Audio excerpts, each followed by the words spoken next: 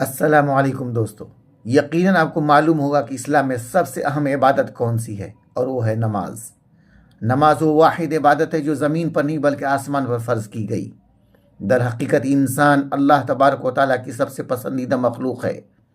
اور اللہ تعالیٰ اپنی اس پسندیدہ مخلوق کو نماز کی صورت میں دن میں 5 بار اپنے دربار میں بلاتا ہے،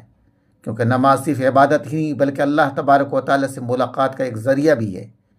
اللہ یہ دیکھنا چاہتا ہے کہ اس کی کاریگری یعنی انسان اگر دنیا کی الجھنوں میں پھنس کر ٹوٹ گیا ہو، اگر اس کی روح پر گرد جم گئی ہو، اگر اس کے دل میں دکھ اور پریشانیوں نے ڈیرا ڈال لیا ہو، تو اللہ تعالیٰ اسے نماز کے ذریعے اپنے دربار میں بلا کر اس کے دکھوں کو سنتا ہے، اسے سنبھالتا ہے، اس کی اصلاح فرماتا ہے، اور ایمان، یقین اور حوصلے کی نئی طاقت عطا کر کے واپس بھیجتا ہے تاکہ وہ دنیا کے مسائل اور آزمائشوں کا مضبوطی سے مقابلہ کر سکے۔ نماز صرف عبادت ہی نہیں بلکہ جسم، دماغ اور روح تینوں کا ایک مکمل نظام حیات ہے۔ نماز کی ہر حرکت میں صحت، برکت اور حکمت پوشیدہ ہے۔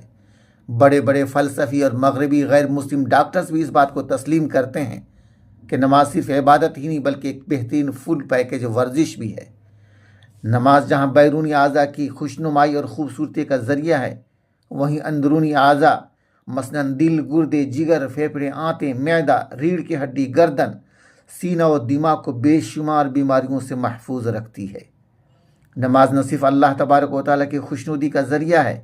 بلکہ انسان غیر معمولی طاقت کا مالک بن جاتا ہے، جس کے نتیجے میں عمر میں بھی اضافہ ہوتا ہے۔ نماز صرف روحانی قوت اور جسمانی طاقت ہی نہیں بلکہ ایک سائنسی علاج بھی ہے، اور اللہ تبارک و تعالیٰ کے حکم کی پابندی کے ساتھ اس کی خوشنودی